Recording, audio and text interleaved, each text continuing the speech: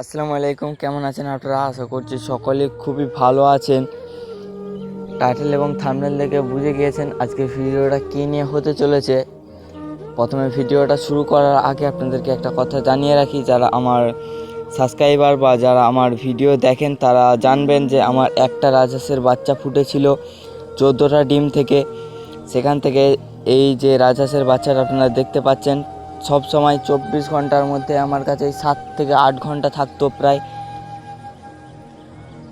আমি রাতের বেলা তার মায়ের কাছে রেখে দিতাম। আমি ভাবতাম যে তার মায়ের কাছে যদি আমি রেখে দিই, যেহেতু এখনও ততটা পর্যন্ত শীত কেটে ওঠেনি যে ঠান্ডা লেগে যেতে পারে, তার জন্য আমি তার মায়ের কাছে রাতের বেলা রেখে দিতাম যে একটু হয়তো গরমে ভালো থাকবে, না হলে ঠান্ডা লেগে গেলে তো আর বাঁচানো যাবে না।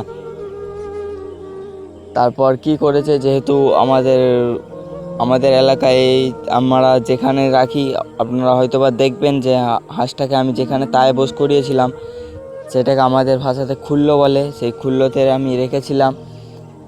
রাখার পর আমি যখন সকালবেলা উঠে দেখলাম, আমি মূলত আপনাদেরকে জানিয়ে রাখি যে আমি সকালবেলা হলে রাজহাঁসের বাচ্চাটাকে তার মায়ের কাছ থেকে আলাদা করে রেখে দিতাম, রাত হলেই তার মায়ের কাছে দিয়ে দিতাম।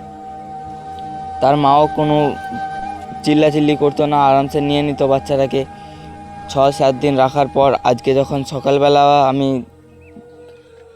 গেটটা খুলে যখন বাচ্চাটাকে নিতে গেলাম, তখন দেখলাম যে বাচ্চারা নেই, কোনো জায়গাতেই নেই। আমি যেহেতু মুখ বাড়িয়ে দেখা যায় না, আমি ভিডিও অন করেও দেখলাম চারি সাইডটা, যেহেতু মোবাইল হলে চারিদিকে ঢুকে যাবে, আমি ভিডিও অন করেও দেখলাম, তবুও দেখতে পাচ্ছি না। তারপরে অনেকক্ষণ বাদ আমার চোখে পড়লো যে একটা বড় পাড়া নিচের দিয়ে সুড়ঙ্গ মনে হয় ছুঁচোতে বা ইঁদুরে খুলে দিয়েছে। একটা যদিও বা রাজহাঁসের বাচ্চা ফুটেছিল, সেটাকেও খেয়ে নিল, আর কিছু করার নেই। আর এই যে রাজহাঁসটাকে আপনারা দেখতে পাচ্ছেন, এটা এখন তায়ে বসেছে। আর এই তিনটেকে এখন আমি ফাঁকে বের করে দিয়েছি। আর মূলত মন মেজাজ ভালো নেই যে এদেরকে ভালোভাবে খেতে দেবো বা করবো।